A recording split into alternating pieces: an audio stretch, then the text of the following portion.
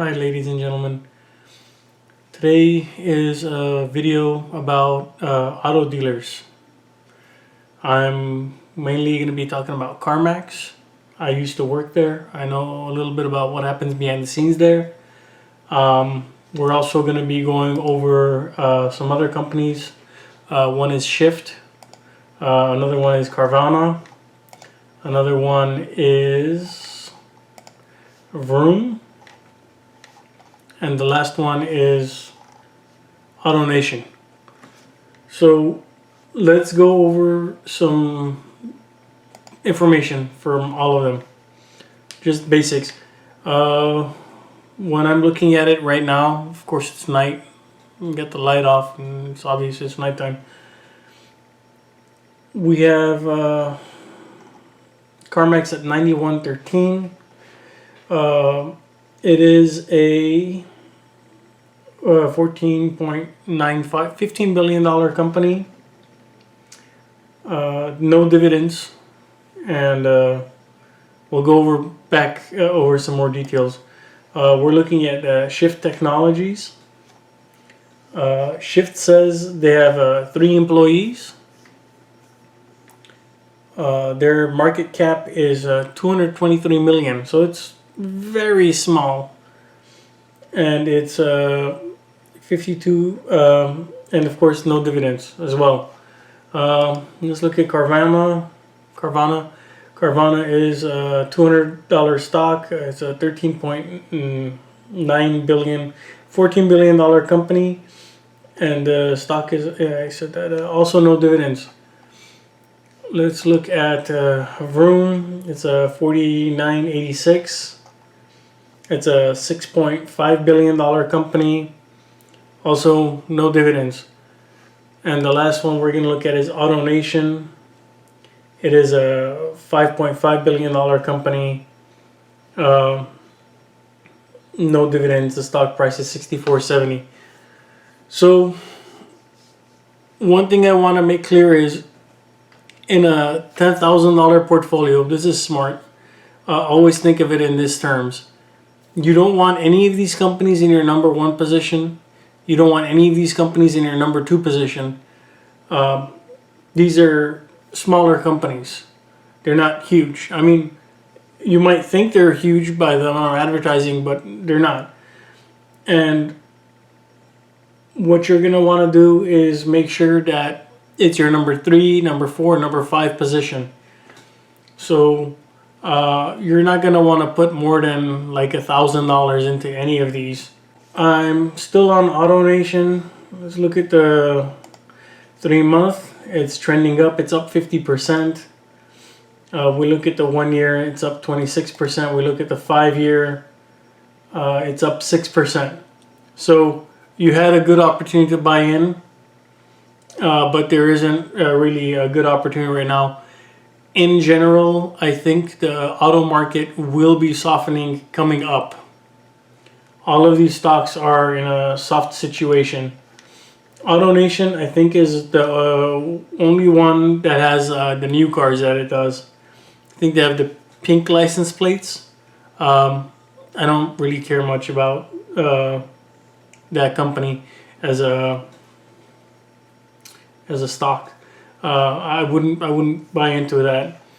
We're going backwards. Let's look at Vroom. Vroom engages in providing an e-commerce platform to buy and sell of used vehicles. It's a $6 billion company. It does used cars, and it's not. In 3 months, it's up only 3%. It doesn't have a 1 year because it came public, I guess, sometime in June. So it's only a 3-month-old company. And yeah, I wouldn't, it's too new. It's up, but it was launched at $40.25. I don't see how it's going to gain scale. We'll get to why I don't want to be in Vroom. We'll get to it. Just give me some time. We have some other stocks here. We have Carvana. In 3 months, it's up 38%. In the last 1 year, it's up 167%.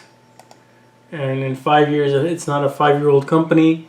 It used to be a 1350 stock back in April of 2017.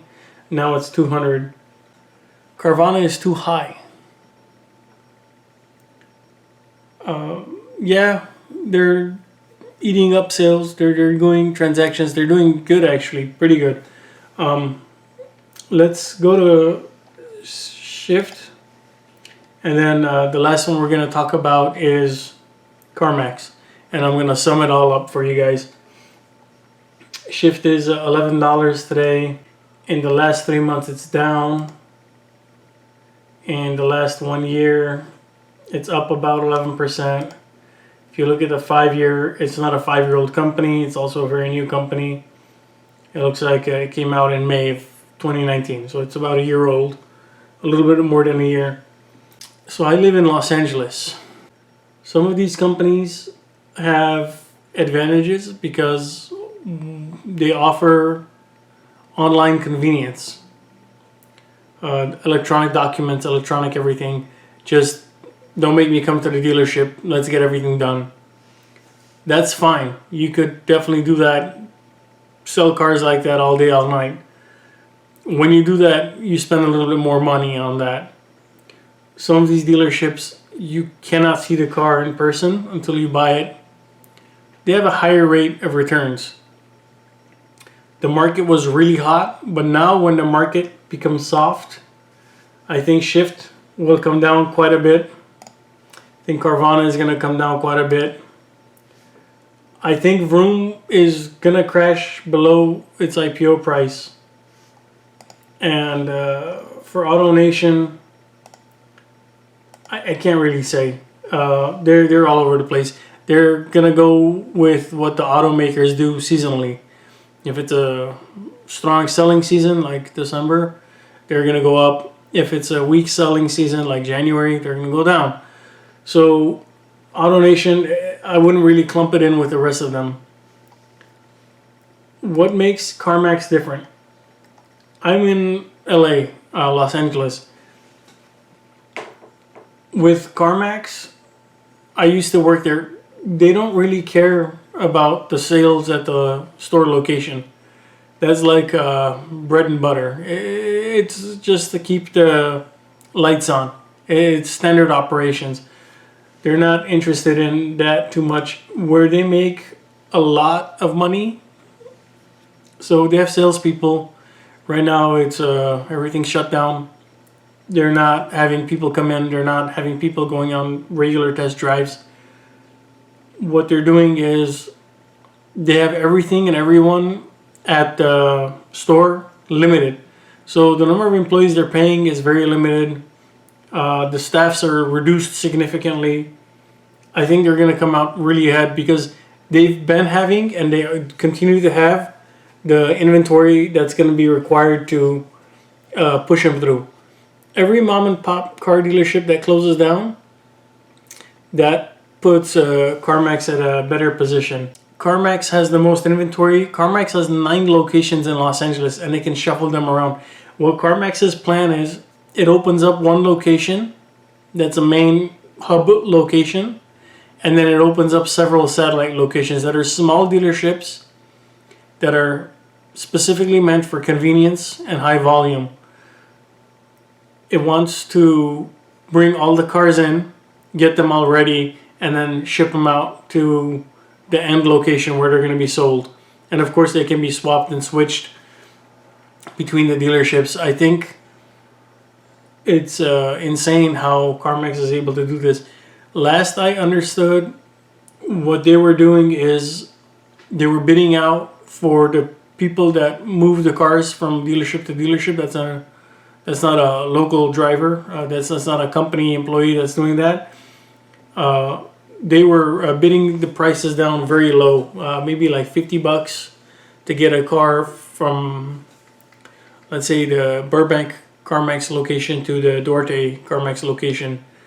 Burbank, California does not produce cars. Duarte is the hub that it's connected to.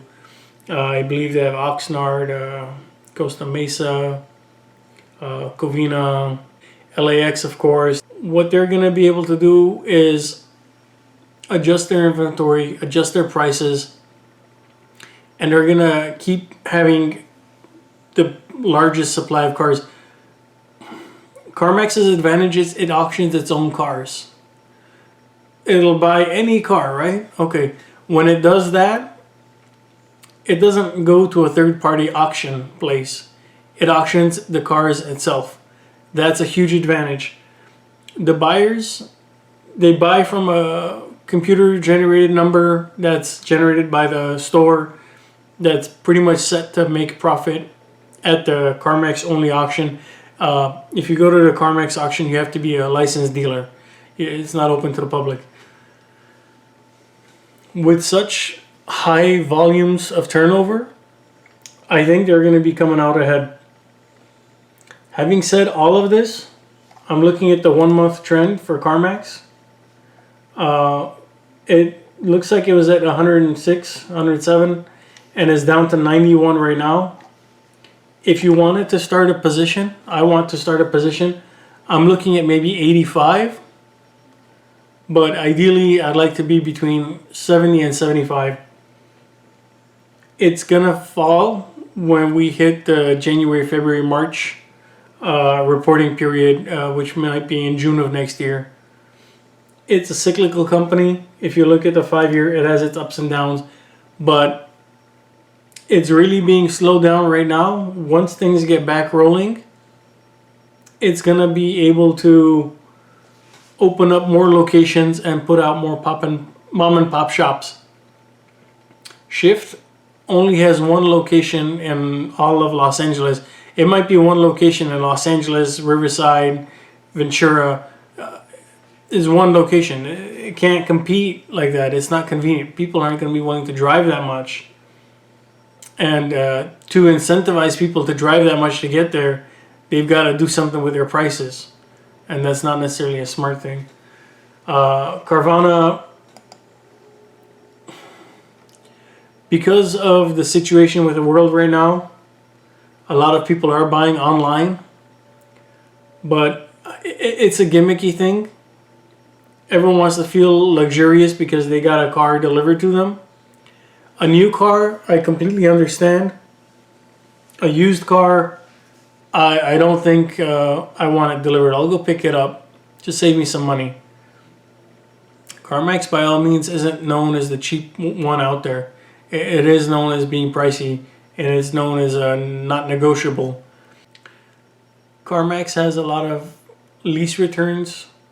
It got the contract with Hertz to sell their fleet. CarMax makes a lot of its money from just the transactions of buying and selling, buying and selling. It would be perfectly happy just buying inventory all day, all night. CarMax has a couple of levers that it can pull, and it's done this throughout time. Back when I was an employee, I believe a car wouldn't be more than 7 years old. Then they changed it to 8 and then 10. And I think now there's cars that are older than 10 years old that are on the lot. So it's going into a lower car price, more affordable, but the price isn't really going down that much. They also make a lot of subprime loans, loans that are like insane interest rates. CarMax also offers MaxCare, which is the warranty. Of course, if you know Doug DeMuro, he did a video famously with his Land Rover and his warranty with CarMax. CarMax is most likely going to be modernizing their transaction system, going with a cheap provider to digitize their sales process, and it could be lowering its overhead even more. Less people in the business office, but honestly, with the sheer number of cars they have, it's very difficult because they don't they're transporting so many cars, all the titles, all the certifications, inspections, whatever is needed is at the dealership. They're not looking for it. It's a professional type of situation. You're not going to have your paperwork delayed. You're not going to have something generated new. Also, it seems like they're doing a really good job of being transparent. They actually go around and do an inspection on the vehicles. They're not just buying whatever junk you take without inspecting it, what some of these other guys might be doing just to fluff the numbers. So I think right now CarMax is it's a fair value. If you had it, you're doing good. But if I see it go down to 85, I might start a small position, maybe 5 shares. If I see it drop down to 75, I might add another 15, 20 shares. If I see it drop below 70, I'm going to be maybe buying over 50, 100 shares. As I said, for me, I have more than a $10,000 portfolio, but it would be a company that I'm buying simply because I like the company. I know that it's going to be doing good. It's going to be doing fine. I'm hoping that they might introduce a dividend because you can only open so many locations. Your sales are still good. You're still expanding. But they're not going to be like a huge company. They're not going to be a GM. They're not going to be a Daimler. They're not going to be BMW. They're not going to be that size. You got to remember, buying and selling a car, you can do it. I can do it. All you have to do is just list it somewhere and, you're competing with CarMax. No, it's not the same. So CarMax does offer those unique features and qualities that make it worth it. But then on the other side, you got to remember, they're not manufacturing the cars. They're just selling them used. They're just squeezing out the profit in between. And they've been doing it successfully. That's the risk that I see.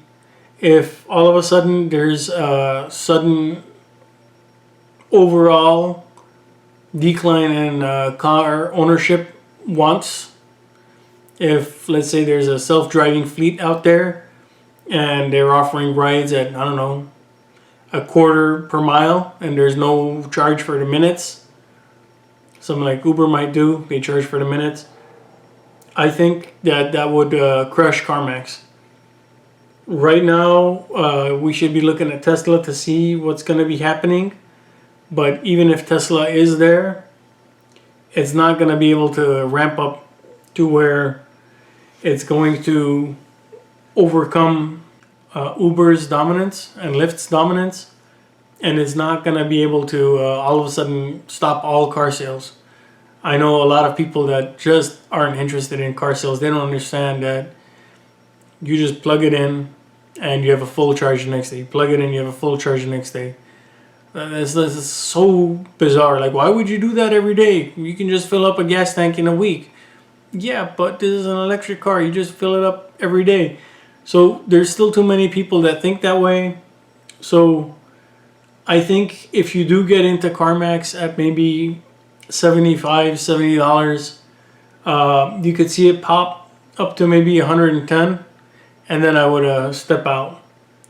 I wouldn't expect it to go to 150. I wouldn't expect it to go to 200. I wouldn't do something that's super long term with it. I wouldn't expect this company to do amazing over the next 10 years.